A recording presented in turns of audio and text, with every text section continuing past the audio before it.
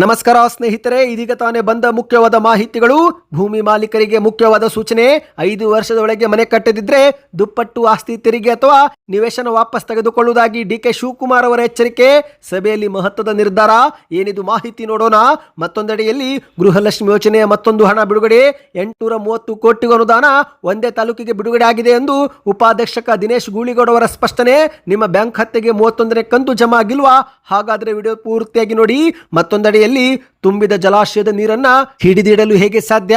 ಹೋರಾಟವನ್ನ ಕೈ ಬಿಡುವಂತೆ ಸಿಎಂ ಡಿಕೆ ಶಿವಕುಮಾರ್ ಅವರ ಮನವಿ. ಕರ್ನಾಟಕ ಬಂದ್ಗೆ ಎಚ್ಚರಿಕೆ ಕೊಟ್ಟ ಕನ್ನಡ ಪರ ಸಂಘಟನೆಗಳು. ಆ ಬಗ್ಗೆಯೂ ಕೂಡ ಮಾಹಿತಿ ನೋಡೋಣ ಸ್ನೇಹಿತರೆ. ಇನ್ನು ಕೇಂದ್ರದಿಂದ ರಾಜ್ಯಗಳಿಗೆ ಗುಡ್ ನ್ಯೂಸ್. ಲಕ್ಷ ಕೋಟಿ ತೆರಿಗೆ ಹಂಚಿಕೆ. ಕರ್ನಾಟಕಕ್ಕೆ ಸಿಕ್ಕಿದ್ದೆಷ್ಟು, ಉತ್ತರ ಪ್ರದೇಶ ರಾಜ್ಯಕ್ಕೆ ಈ ಬಾರಿ ಸಿಕ್ಕಿದ್ದೆಷ್ಟು, ಆ ಬಗ್ಗೆಯೂ ಕೂಡ ಮಾಹಿತಿ ನೋಡೋಣ. ಇನ್ನು ಕಾವೇರಿಯ ಜಲ ವಿವಾದ. ಯಾವುದೇ ಕಾರಣಕ್ಕೂ ಕರ್ನಾಟಕ ಬಂದ್ ವಾಪಸ್ ಪಡೆಯೋದಿಲ್ಲ ಎಂದು ವಾಟಾಳ್ ನಾಗರಾಜ್ ಅವರ ಎಚ್ಚರಿಕೆ.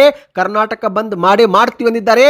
ಆ ದಿನದಂದು ಏನೆಲ್ಲ ಇರುತ್ತೆ, ಏನೆಲ್ಲ ಇರೋದಿಲ್ಲ, ಈ ಎಲ್ಲ ಮಾಹಿತಿಗಳನ್ನು ಡೀಟೇಲ್ ಆಗಿ ನೋಡೋಕ್ಕೂ ಮೊದಲು ನೀವು ಸುದ್ದಿ 9 ಯೂಟ್ಯೂಬ್ ಚಾನಲ್ಗೆ ಮೊದಲು ಬಾರಿ ಭೇಟಿ ಕೊಡ್ತಾ ಇದ್ರೆ ದಯವಿಟ್ಟು ಸಬ್ಸ್ಕ್ರೈಬ್ ಬಟನ್ ಮೇಲೆ ಕ್ಲಿಕ್ ಮಾಡ್ತಾ ಪಕ್ಕದಲ್ಲಿ ಕಾಣಿಸುವ ಗಂಟೆ ಕೂಡ ಒತ್ತಿದ್ರೆ ಕರ್ನಾಟಕ ರಾಜ್ಯದ ಎಲ್ಲ ಮಾಹಿತಿಗಳು ನಿಮಗೆ ಮೊದಲು ಸಿಗುತ್ತವೆ. ಈ ಒಂದು ವಿಡಿಯೋಗೆ ಲೈಕ್ ಮಾಡಿ ಮತ್ತು ವಿಡಿಯೋ ಕೊನೆವರೆಗೂ ನೋಡಿ. ಬನ್ನಿ ಸ್ನೇಹಿತರೆ, ಎಲ್ಲ ಮಾಹಿತಿಗಳನ್ನು ಡೀಟೇಲ್ ಆಗಿ ನೋಡೋಣ. ಇದೀಗ ರಾಜ್ಯದ ಮುಖ್ಯಮಂತ್ರಿ ಡಿಕೆ ಶಿವಕುಮಾರ್ ಅವರು ಮತ್ತೊಂದು ಹೊಸ ನಿಯಮ ಘೋಷಣೆ ಮಾಡಿದ್ದಾರೆ. ನಿವೇಶನ ಪಡೆದುಕೊಂಡಂತ ಮಾಲೀಕರು 5 ವರ್ಷದೊಳಗೆ ಮನೆ ಕಟ್ಟಿದಿದ್ರೆ ದುಪ್ಪಟ್ಟು ಆಸ್ತಿ ತೆರಿಗೆ ಅಥವಾ ನಿವೇಶನವನ್ನೇ ವಾಪಸ್ ತೆಗೆದುಕೊಳ್ಳುವುದಾಗಿ ಖಡಕ್ ಎಚ್ಚರಿಕೆ ಕೊಟ್ಟಿದ್ದಾರೆ. ಹೌದು, ಬಿಡಿಎ ಆಗಲಿ ಕಾರ್ಪೊರೇಷನ್ ನಿವೇಶನವಾಗಲಿ ಅದರ ಮಾಲೀಕರು ಸ್ವಚ್ಛತೆ ಕಾಪಾಡಿಕೊಳ್ಳಬೇಕು. ಹಾಗಾಗಿನೇ ನಿವೇಶನ ಪಡೆದಂತ 5 ವರ್ಷದೊಳಗೆ ಅಲ್ಲಿ ಮನೆ ನಿರ್ಮಾಣವಾಗಬೇಕು. ಅಥವಾ ಮನೆ ಕಟ್ಟಿದಿದ್ರೆ ಆ ಒಂದು ಜಾಗಕ್ಕೆ ದುಪ್ಪಟ್ಟು ತೆರಿಗೆ ಅಥವಾ ನಿವೇಶನವನ್ನೇ ಹಿಂಪಡೆದುಕೊಳ್ಳಲಾಗುವುದು. ಮನೆ ಕಟ್ಟದೆ ಖಾಲಿ ಇಟ್ಟುಕೊಂಡ್ರೆ ಅಲ್ಲಿ ಕಸದ ಸಮಸ್ಯೆ ಎದುರಾಗುತ್ತೆ.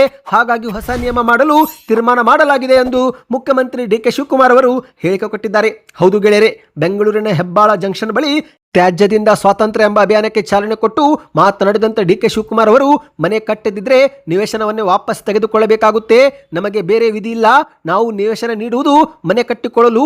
ಕೆಲವರು 20, 30, 40 ವರ್ಷವಾದರೂ ಮನೆಯೇ ಕಟ್ಟಿಕೊಂಡಿಲ್ಲ. ಅವರು ಕಟ್ಟಿರುವ ಹಣವನ್ನು ಬಡ್ಡಿ ಸಮೇತವರಿಗೆ ವಾಪಸ್ ನೀಡಿ ನಿವೇಶನವನ್ನೇ ಹಿಂಪಡೆದುಕೊಳ್ಳುತ್ತೇವೆ ಎಂದು ಡಿಕೆ ಶಿವಕುಮಾರ್ ಅವರು ಹೇಳಿಕೆ ಕೊಟ್ಟಿದ್ದಾರೆ.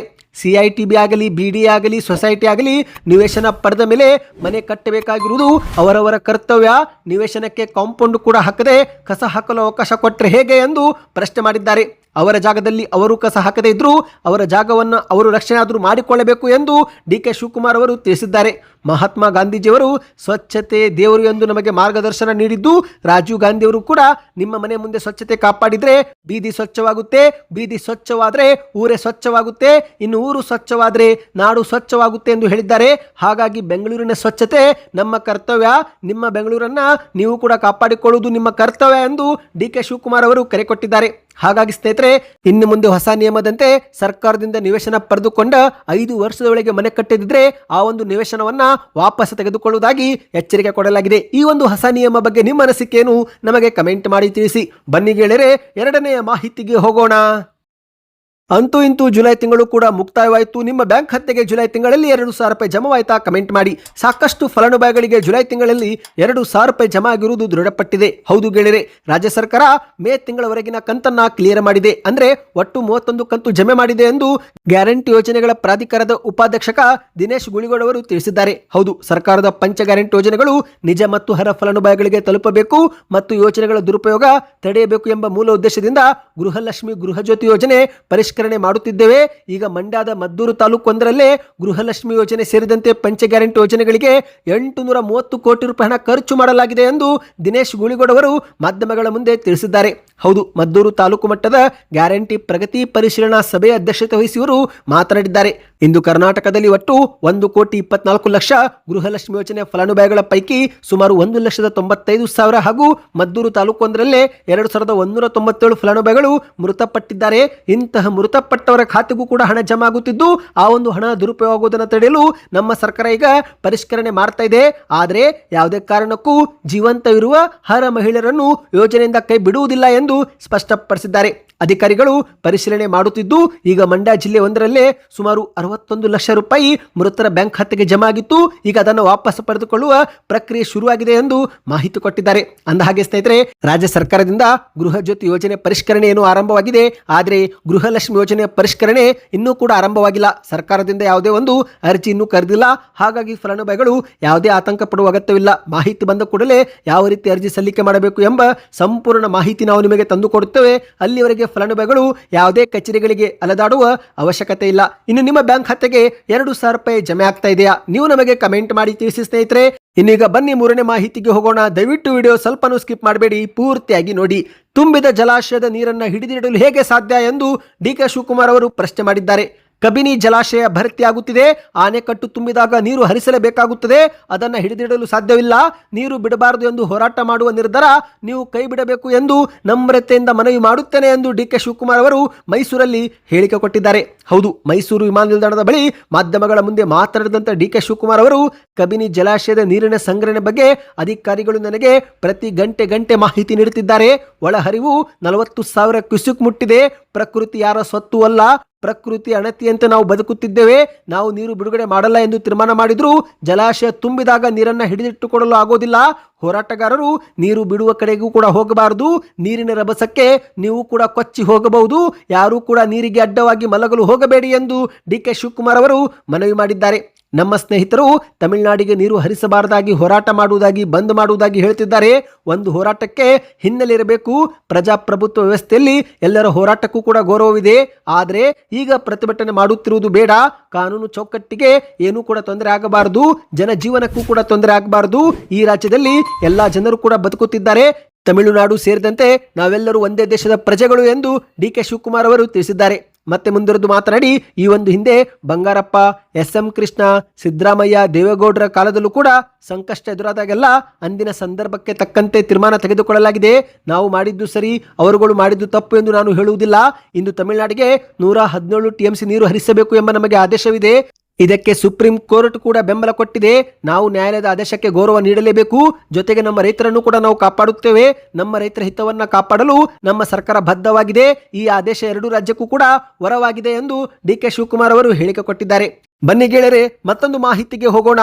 ಈಗ ಕೇಂದ್ರದ ಸರ್ಕಾರ ಎಲ್ಲಾ ರಾಜ್ಯಗಳಿಗೆ ಹಬ್ಬದ ಸೀಸನ್ ಮುನ್ನವೇ ಭರ್ಜರಿ ಸಿಹಿ ಸುದ್ದಿ ಕೊಟ್ಟಿದೆ. ಹೌದು, ರಾಜ್ಯಗಳ ಆರ್ಥಿಕ ಸ್ಥಿತಿ ಬಲಪಡಿಸಲು ಮತ್ತು ಅಭಿವೃದ್ಧಿ ಕಾರ್ಯಗಳಿಗೆ ವೇಗ ನೀಡುವ ಉದ್ದೇಶದಿಂದ ಆಗಸ್ಟ್ 1, 2026 ತೆರಿಗೆ ಹಂಚಿಕೆ ಹೆಚ್ಚುವರಿ ಕಂತಾಗಿ ಬರೋಬ್ಬರಿ 1.9 ಲಕ್ಷ ಕೋಟಿ ರೂಪಾಯಿ ಹಣವನ್ನು ಬಿಡುಗಡೆ ಮಾಡಲಾಗಿದೆ. ಇಲ್ಲಿ ವಿಶೇಷವೇನೆಂದ್ರೆ ಆಗಸ್ಟ್ 10, 2026 ಬಿಡುಗಡೆ ಆಗಬೇಕಾಗಿದ್ದಂತ ತೆರಿಗೆ ಹಂಚಿಕೆ ಅನುದಾನ ಈಗ ಮುಂಗಡವಾಗಿಯೇ ಬಿಡುಗಡೆ ಮಾಡಲಾಗಿದೆ. ಈ ಒಂದು ಬೃಹತ್ ಮೊತ್ತದಲ್ಲಿ ಕರ್ನಾಟಕ ಪಾಲಿಗೆ ಸಿಕ್ಕಿರುವುದು 4,504 ಕೋಟಿ ರೂಪಾಯಿ ಎಂದು ಹೇಳಲಾಗ್ತಾ ಇದೆ. ಹೌದು, ಭಾರತ ಸರ್ಕಾರದ ಪ್ರಕಾರ ರಾಜ್ಯಗಳ ಆರ್ಥಿಕ ಸ್ಥಿತಿ ಸುಭದ್ರಗೊಳಿಸುವ ಬದ್ಧತೆಯಲ್ಲಿ ಮುಂಗಡವಾಗಿ ಕಂತನ್ನು ಬಿಡುಗಡೆ ಮಾಡಲಾಗಿದೆ. ಇಲ್ಲಿ ಸ್ನೇಹಿತರೆ, ಕರ್ನಾಟಕಕ್ಕೆ ಈ ಬಾರಿ 4,504 ಕೋಟಿ ರೂಪಾಯಿ ಹಂಚಿಕೆ ಮಾಡುವ ಮೂಲಕ ನಮ್ಮ ರಾಜ್ಯ ಕರ್ನಾಟಕ 9ನೇ ಸ್ಥಾನ ಪಡೆದುಕೊಂಡಿದೆ. ಹೌದು, ನಿರೀಕ್ಷೆಯಂತೆ ಮೊದಲ ರಾಜ್ಯ ಉತ್ತರ ಪ್ರದೇಶ. ಉತ್ತರ ಪ್ರದೇಶ ರಾಜ್ಯಕ್ಕೊಂದಕ್ಕೆ 19,208 ಕೋಟಿ ಬಿಡುಗಡೆ ಮಾಡಲಾಗಿದೆ. 2ನೇ ಸ್ಥಾನ ಬಿಹಾರ 10,845 ಕೋಟಿ. ಮಧ್ಯಪ್ರದೇಶ 3ನೇ ಸ್ಥಾನ 8,010 ಕೋಟಿ. ಪಶ್ಚಿಮ ಬಂಗಾಳ 4ನೇ ಸ್ಥಾನ 7,866 ಕೋಟಿ. ಇನ್ನು ಮಹಾರಾಷ್ಟ್ರ 7,022 ಕೋಟಿ ಮೂಲಕ 5ನೇ ಸ್ಥಾನ. ರಾಜಸ್ಥಾನ 6,460 ಕೋಟಿ ಕೊಡಲಾಗಿದ್ದು 6ನೇ ಸ್ಥಾನ ಪಡೆದುಕೊಂಡಿದೆ. ಇನ್ನು ಒಡಿಶಾ 4,819 ಕೋಟಿ ಮೂಲಕ 7ನೇ ಸ್ಥಾನ. ಆಂಧ್ರ ಪ್ರದೇಶ 8ನೇ ಸ್ಥಾನ. ಇನ್ನು ಕರ್ನಾಟಕ 9ನೇ ಸ್ಥಾನ ಸ್ನೇಹಿತರೆ. ತಮಿಳುನಾಡು 10ನೇ ಸ್ಥಾನವಾಗಿದ್ದು, ಇನ್ನು ಕೊನೆ ರಾಜ್ಯ ನೋಡುವುದಾದರೆ ಗೋವಾ ಎಂದು ಹೇಳಲಾಗಿದೆ. ಗೋವಾ 27ನೇ ಸ್ಥಾನ ಪಡೆದುಕೊಂಡಿದ್ದು 398 ಕೋಟಿ ರೂಪಾಯಿ ಈ ಒಂದು ತೆರಿಗೆ ಹಂಚಿಕೆ ಮಾಡಲಾಗಿದೆ ಸ್ನೇಹಿತರೆ. ಈ ಬಗ್ಗೆ ನಿಮ್ಮ ಅನಿಸಿಕೆ ಏನು? ಕಮೆಂಟ್ ಮಾಡಿ. ಬನ್ನಿ ಗೆಳೆಯರೆ, ಕೊನೆಯ ಮಾಹಿತಿಗೆ ಹೋಗೋಣ. ಆಗಸ್ಟ್ 13 ಕರ್ನಾಟಕ ಬಂದ್ ಮಾಡೇ ಮಾಡ್ತೀವಿ, ಯಾವುದೇ ಕಾರಣಕ್ಕೂ ವಾಪಸ್ ಪಡೆದುಕೊಳ್ಳೋದಿಲ್ಲ ಎಂದು ವಾಟಾಳ್ ನಾಗರಾಜ್ ಅವರು ಘೋಷಣೆ ಮಾಡಿದ್ದಾರೆ. ಹೌದು, ತಮಿಳುನಾಡಿಗೆ ಕಾವೇರಿ ನೀರು ಹರಿಸುತ್ತಿರುವುದನ್ನು ಖಂಡಿಸಿ ರಾಜ್ಯಾದ್ಯಂತ ಆಕ್ರೋಶ ಮುಗಿಲು ಮುಟ್ಟಿದ್ದು, ಇದರ ಬೆನ್ನಲ್ಲೇ ಕನ್ನಡ ಪರ ಸಂಘಟನೆಗಳು ಬೃಹತ್ ಹೋರಾಟಕ್ಕೆ ಕರೆ ಕೊಟ್ಟಿವೆ. ಬೆಂಗಳೂರು ಖಾಸಗಿ ಹೋಟೆಲ್ನಲ್ಲಿ ಕನ್ನಡ ಒಕ್ಕೂಟದ ಅಧ್ಯಕ್ಷ, ಹಿರಿಯ ಕನ್ನಡ ಪರ ಹೋರಾಟಗಾರರಾಗಿರುವ ವಾಟಾಳ್ ನಾಗರಾಜ್ ಅವರು ಸಭೆ ಮಾಡಿದ್ದು, ಸಭೆಯಲ್ಲಿ ಯಾವುದೇ ಕಾರಣಕ್ಕೂ ಕರ್ನಾಟಕ ಬಂದ್ ವಾಪಸ್ ಪಡೆದುಕೊಳ್ಳೋದಿಲ್ಲ ಎಂದಿದ್ದಾರೆ. ಹೌದು ಗೆಳೆಯರೆ, ಆಗಸ್ಟ್ 13 ಕರ್ನಾಟಕ ಕರ್ನಾಟಕ ಬಂದ್ ನಡೆಸಲು ಅಧಿಕೃತವಾದ ನಿರ್ಧಾರ ತೆಗೆದುಕೊಳ್ಳಲಾಗಿದೆ. ಕಾವೇರಿ ಹೋರಾಟದ ಕಾವು ಇಡೀ ರಾಜ್ಯಾದ್ಯಂತ ವ್ಯಾಪಿಸಿದ್ದು, ಸದ್ಯ ಕರ್ನಾಟಕ ಬಂದ್ಗೆ ಕನ್ನಡ ಪರ ಸಂಘಟನೆ ಜೊತೆಗೆ ರೈತ ಸಂಘಟನೆಗಳು, ಆಟೋ ಚಾಲಕರ ಸಂಘ ಸೇರಿ ಹಲವರು ಬೆಂಬಲ ಸೂಚಿಸಿದ್ದಾರೆ. ಹೌದು, ಈಗಾಗಲೇ ಸ್ನೇಹಿತರೆ ಬಿಜೆಪಿ ನಾಯಕರು ಕೂಡ ಅಹೋರಾತ್ರಿ ಧರಣಿ ಶುರು ಮಾಡಿದ್ದಾರೆ. ಅಂದಹಾಗೆ ಆಗಸ್ಟ್ 13ರಂದು ಆಟೋ ಸಂಚಾರವು ಕೂಡ ಸಂಪೂರ್ಣವಾಗಿ ಬಂದಿರುವ ಸಾಧ್ಯತೆ ಇದೆ. ಹಲವು ಜಾಗದಲ್ಲಿ ಪ್ರತಿಭಟನೆ ಮತ್ತು ರಸ್ತೆ ತಡೆಯೂ ಕೂಡ ಆಗಬಹುದು. ಹಾಗಾಗಿ ಖಾಸಗಿ ಸಾರಿಗೆ ಸಂಸ್ಥೆಗಳು ಕೂಡ ಈ ಒಂದು ಬಂದ್ಗೆ ಬೆಂಬಲ ಸೂಚಿಸಿವೆ. ಆದರೆ ತುರ್ತು ಸೇವೆಗಳಾಗಿರುವ ಆಸ್ಪತ್ರೆ, ಔಷಧಿ ಅಂಗಡಿಗಳು ಮತ್ತು ಹಾಲು ಸೇರಿ ಇತರೆ ತುರ್ತು ಸರಬರಾಜು ಎಂದಿನಂತೆ ಕಾರ್ಯನಿರ್ವಹಿಸಲಿವೆ ಎಂದು ಹೇಳಲಾಗಿದೆ. ಅಗತ್ಯ ಸೇವೆಗಳಲ್ಲಿ ಯಾವುದೇ ವ್ಯತ್ಯಯವಾಗದಂತೆ ಆಸ್ಪತ್ರೆ, ಮೆಡಿಕಲ್ ಅಂಗಡಿ, ಬ್ಯಾಂಕು, ಪೆಟ್ರೋಲ್ ಬಂಕ್ ಸೇರಿ ಹಲವು ಎಂದಿನಂತೆ ಮುಂದುವರಿಯಲಿವೆ ಸ್ನೇಹಿತರೆ. ಶಾಲಾ ಕಾಲೇಜು ರಜೆ ಘೋಷಣೆ ಬಗ್ಗೆ ಆಯಾ ಜಿಲ್ಲಾಧಿಕಾರಿಗಳು ಆ ಸಮಯಕ್ಕೆ ನಿರ್ಧಾರ ತೆಗೆದುಕೊಳ್ಳುವ ಸಾಧ್ಯತೆ ಇದೆ. ಸದ್ಯಕ್ಕೆ ಇಷ್ಟ ಇತ್ತು. ಈ ಎಲ್ಲ ಮಾಹಿತಿಗಳು ನಿಮಗೆ ಇಷ್ಟವೆನಿಸಿದರೆ ನಮ್ಮ ಚಾನಲ್ಗೆ ನೀವು ಸಬ್ಸ್ಕ್ರೈಬ್ ಮಾಡಿಕೊಳ್ಳಿ ಮತ್ತು ನಿಮ್ಮ ಅನಿಸಿಕೆಗಳನ್ನು ಕಮೆಂಟ್ ಮಾಡ್ತಾ ವಿಡಿಯೋನ ಶೇರ್ ಮಾಡಿ.